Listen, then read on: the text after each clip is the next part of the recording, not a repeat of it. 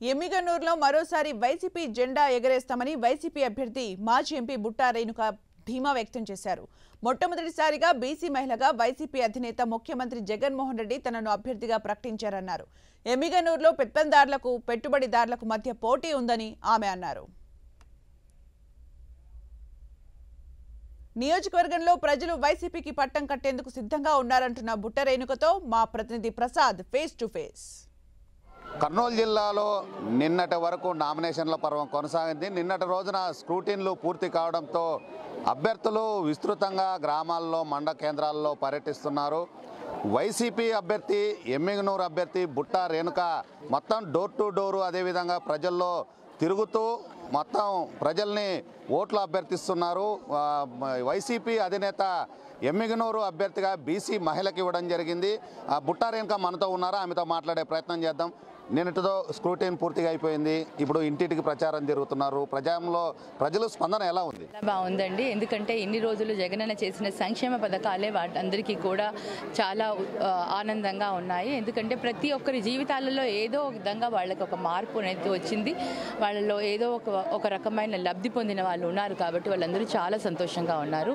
మమ్మల్ని అందరినీ కూడా వైఎస్ఆర్సీపీ పార్టీ వాళ్ళందరినీ కూడా మమ్మల్ని చాలా ఆనందంగా రిసీవ్ చేసుకుంటున్నారు.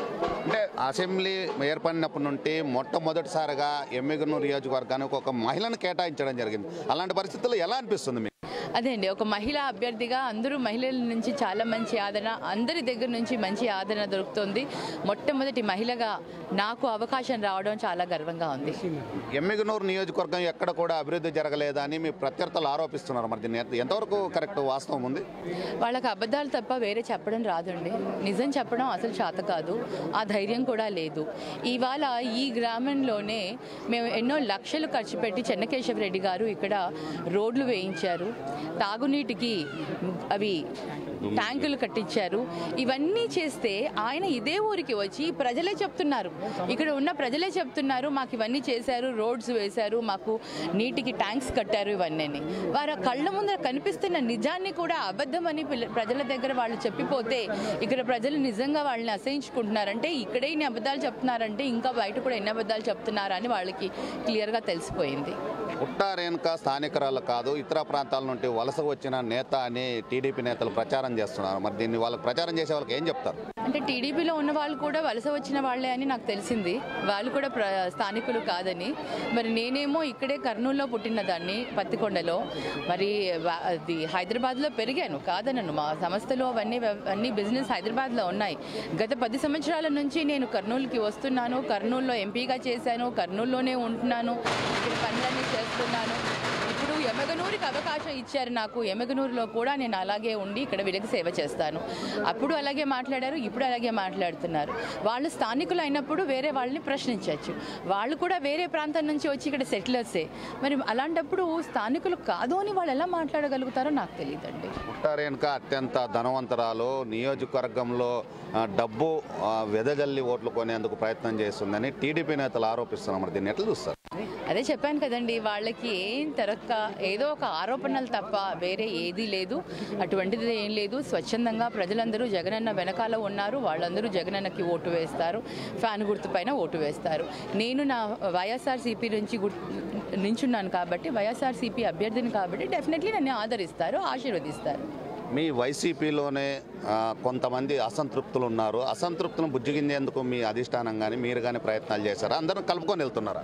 అందరినీ కలుపుకునే వెళ్తున్నామండి, కలుపుకొని వెళ్తున్నాము, అందరినీ తీసుకునే వెళ్తున్నాం. అసంతృప్తులకి అంటే ఏ విధంగా ఉంటుందో కూడా మాకు తెలీదు. అసంతృప్తులు దేనికి అసంతృప్తి చెందుతున్నారో తెలిసినంత వరకు, ఉన్నంత వరకు అందరినీ కలుపుకొని వెళ్తున్నాం. అందరూ మా వాళ్ళే కాబట్టి, పార్టీ అంతా ఒకటే కాబట్టి మేమందరం ఒక్కటిగానే ముందుకు వెళ్తున్నాం ప్రచారానికి. ఎమ్మిగనూరు నియోజకవర్గానికి సంబంధించి అభివృద్ధి కోసం మీ ప్రత్యేకంగా అజెండా ఏమన్నా ఉందా? మీరు ప్రత్యేకంగా ప్రజలకు ఎలాంటి హామీలు ఇస్తున్నారు? నేను డెఫినెట్గా మొట్టమొదటిగా వీళ్ళకి ఇచ్చే హామీ నీటి సమస్య. ప్రతి ఎమ్మిగనూరు మండలం, ఎమ్మిగనూరు అంటే నియోజకవర్గంలో అంతా కూడా నీటి సమస్య తాగునీరు, సాగునీరు, అలాగే ఉపాధి అవకాశాలు, టెక్స్టైల్ పార్క్, ఇవి మేజర్గా పెట్టుకున్నానండి. దీని తర్వాత మళ్ళీ చిన్న చిన్నవి ఏవైతే రోడ్స్, డ్రైన్స్ ఏవైతే అక్కడక్కడ, ఇవన్నీ రోడ్స్, డ్రైన్స్ అనేటివి ఏంటంటే వేస్తూ ఉంటారు, మళ్ళీ యూసేజ్లో వీటివి మళ్ళీ పోతూ ఉంటాయి, మళ్ళీ వేస్తూ ఉండాలి. ఇది కంటిన్యూస్ ప్రాసెస్ అండ్ ప్రక్రియ, ఇవి జరుగుతూనే ఉంటాయి, వాటిని చేస్తూ పోతూ ఉండాలండి. మొన్నటి వరకు మీ పార్టీలో ఉన్నటువంటి ఎంపీ డాక్టర్ సంజీవ్ కుమార్ టీడీపీలో చేరినాడు. ఈరోజు మాత్రం ఇక్కడ ఉన్నటువంటి మీ సామాజిక వర్గానికి చెందినటువంటి ప్రజల్లో నిత్యం తిరుగుతూ ఉన్నాడు. ఆ ప్రభావితం ఏమైనా ఉంటుందా మీ పైన?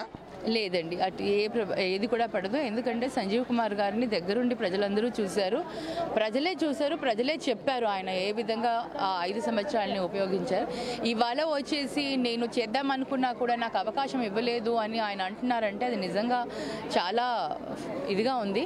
నేను అపోజిషన్లో అప్పుడు మేము వైఎస్ఆర్సీపీలో నేను ఎంపీగా ఉన్నప్పుడు నేను అపోజిషన్లో ఉన్నాను. అపోజిషన్లో ఉండే నేను చేయగలిగినప్పుడు గవర్నమెంట్లో ఉండి వాళ్ళు చేసే అవకాశం ఎందుకు ఉండదు? ఖచ్చితంగా ఉంది. చాలా మంది పనులు చేశారు, మిగతా ఎంపీలు మిగతా వాళ్ళందరూ చేసుకోగలిగినప్పుడు ఆయన ఎందుకు చేసుకోలేకపోయాడో అది ఆయనకు తెలియాలి. కానీ అనవసరంగా పార్టీని బ్లేమ్ చేయడం మటుకు ఇది మంచిది కాదు. ఎప్పుడు చూసినా పార్టీని బ్లేమ్ చేస్తూ ఉంటాడు, బీసీలని గౌరవం ఇవ్వరు, బీసీలకి ఇచ్చారు అనేసి. మా పార్టీలో బీసీలకి గౌరవం ఇస్తున్నారు కాబట్టే ఈరోజు ప్రతిపక్షాలు కూడా బీసీల వైపు చూపిస్తున్నారు. లేదంటే వాళ్ళు ఎప్పుడు బీసీలను ఇది చేయలేదు, వాళ్ళు ఎప్పుడు బీసీలకు ఎటువంటి ప్రాధాన్యత ఇవ్వలేదు. ఈరోజు మమ్మల్ని చూసి వాళ్ళు ఫాలో అవుతున్నారు. బీసీలుగా జగనన్న బీసీ, ఎస్సీ, ఎస్టీ, మైనారిటీలకు ఇస్తున్న విలువను ఒకసారి మీరు చూడండి. ఇంతవరకు ఎవరు చేయనంత విధంగా జగనన్న చేస్తూ వెళ్తున్నాడు ముందుకి. ఎమ్మిగనూరు నియోజకవర్గ ప్రజలు బుట్టా రేణుకకు ఓటేయాలంటే ఏం చెప్తారు? ఎందుకు ఓటేయాలా?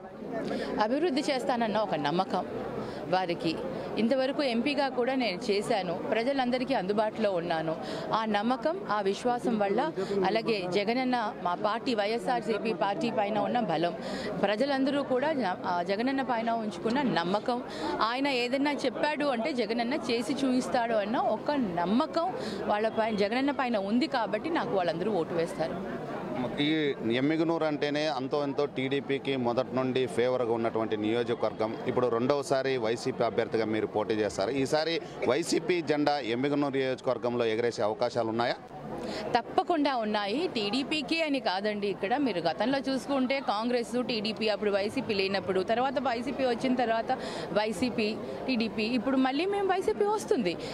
ప్రజలకు ఏం చేశారో అని ఆలోచిస్తారు, కానీ ప్రజలు ఏ పార్టీ అని ఆలోచించరు. ఏ పార్టీ అయితే ప్రజల కోసం పని చేస్తుందో ఆ పార్టీకే ప్రజలంతా ఓటు వేస్తారు.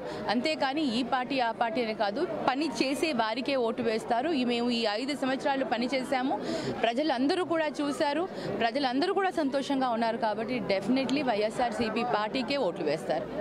ఎమ్మిగనూరు నియోజకవర్గంలో ఖచ్చితంగా ఈసారి రెండవసారి వైసీపీ జెండా ఎగరబోతుంది. రాష్ట్ర ముఖ్యమంత్రి జగన్మోహన్ రెడ్డి సంక్షేమ పథకాలే తమల్ని గెలిపిస్తాయని, అదేవిధంగా ఏదైతే ఎమ్మిగనూరు నియోజకవర్గ ప్రజలు ఉన్నారో, చేనేత కార్మికులు ఉన్నారో, వారి అభివృద్ధి కోసం ప్రత్యేకంగా అజెండా ఉంది. ఆ అజెండా రూపొందించుకొని భవిష్యత్తులో మరింత ముందుకు వెళ్తాము. ఖచ్చితంగా ఈసారి ఎమ్మిగనూరులో వైసీపీ జెండా ఎగరేస్తాము. బీసీ నేత ఎవరైతే ఉన్నారో బుట్టారే ఖచ్చితంగా ఈసారి జెండా ఎగరేస్తామని చెబుతున్న పరిస్థితి. ఇది ఎమ్మిగనూరుకు సంబంధించిన తాజా పరిస్థితి. Cameraman Ramesh, TG present, NTV, Kurnool జిల్లా.